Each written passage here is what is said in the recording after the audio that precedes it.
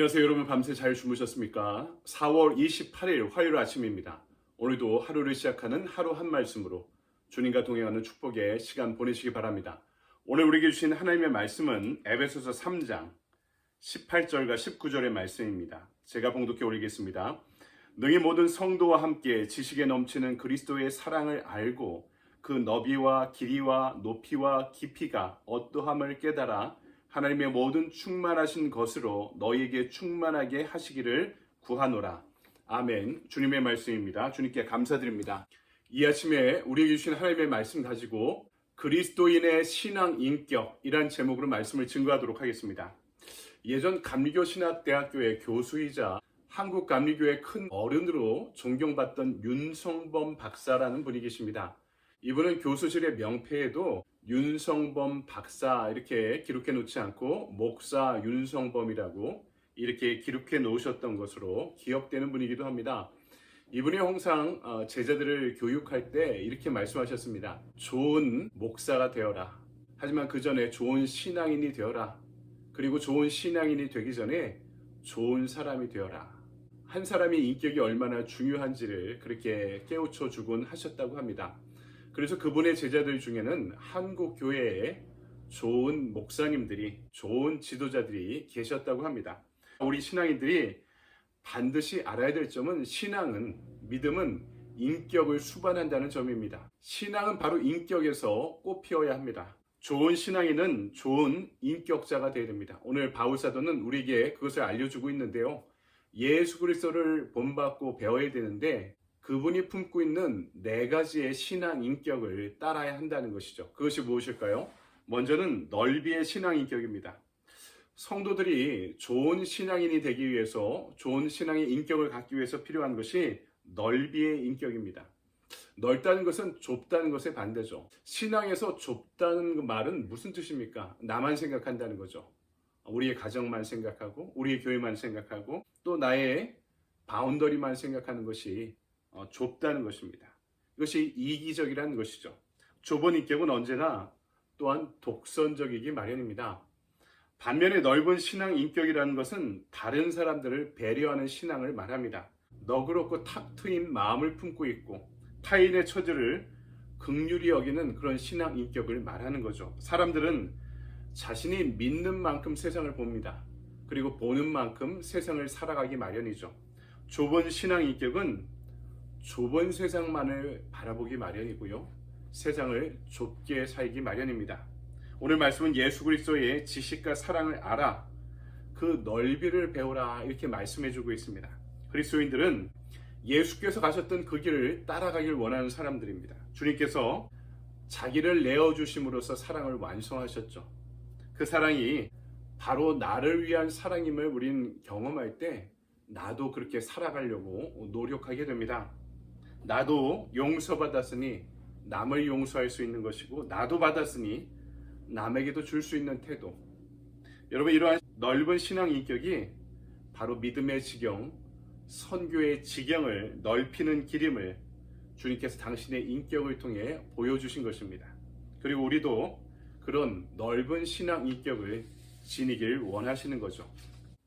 두 번째로 오늘 말씀해 주는 것은 바로 높이의 신앙 인격입니다. 높은 신앙 인격이라는 것은 하나님을 아는 인격을 말하죠. 하나님과 교제하고 하나님과 동행하며 그분을 아는 것입니다. 사람은 높은 곳을 쳐다보는 만큼 성장하기 마련입니다. 성도들은 땅을 짚고 하늘을 바라보며 삽니다. 땅을 짚는다는 것은 리얼리티 가운데 살아가는 거죠. 뜬구름 잡듯이 신앙생활하는 것이 아니라는 것입니다. 이 중요한 부조리와 죄와 악이 존재하는 세상의 현실성 가운데 살아가지만 언제나 그 가운데도 하늘을 바라봅니다. 현실 가운데 이상을 포기하지 않고 꿈을 꾸며 산다는 것입니다.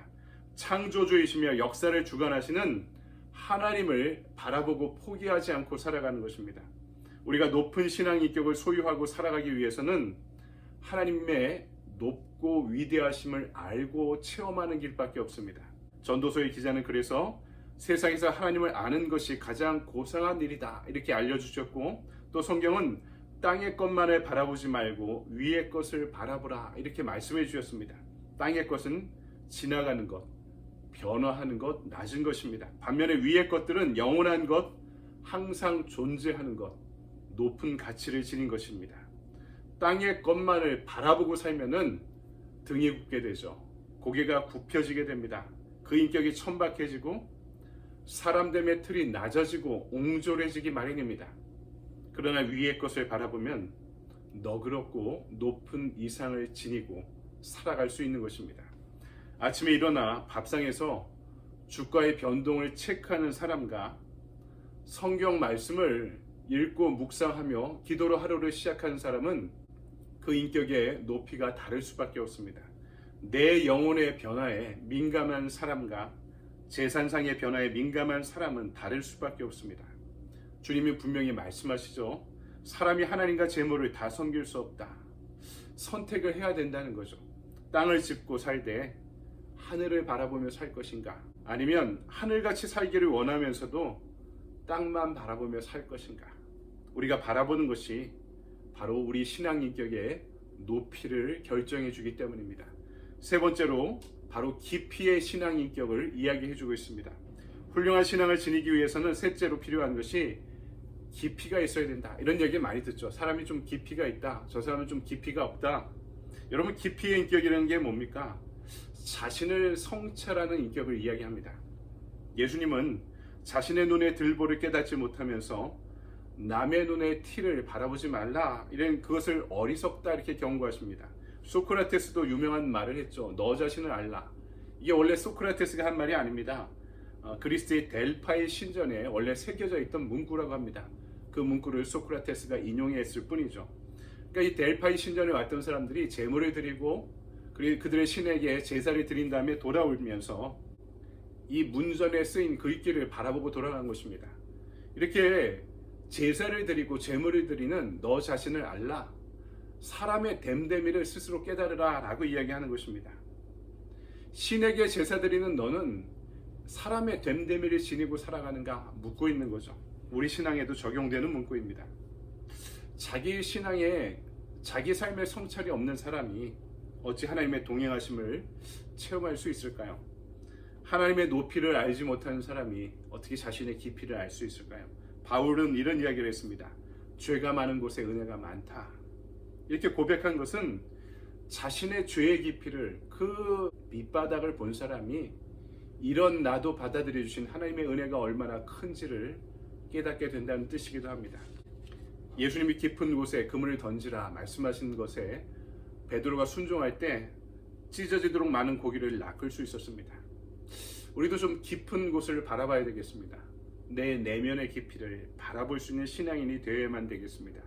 내 안에 있는 그 부조리, 그리고 비인격적인 모습들, 내 인격의 결핍들, 내 안에 깊숙이 숨겨진 죄의 모습들, 그거를 알 때 이런 나를 사랑하신 십자가의 은혜가 얼마나 크고 놀라운 것인지를 깨달을 수 있는 신앙의 깊은 인격을 지니게 될 줄 믿습니다. 마지막 네 번째는 길이의 신앙 인격입니다. 길이라는 것은 처음을 알고 중간을 알고 끝을 안다는 것입니다. 인생이 그렇다는 거죠. 인생이 유한함을 받아들이는 것입니다. 그리고 그 유한함 뒤에 영원히 있음을 소망하며 살아가는 것이죠.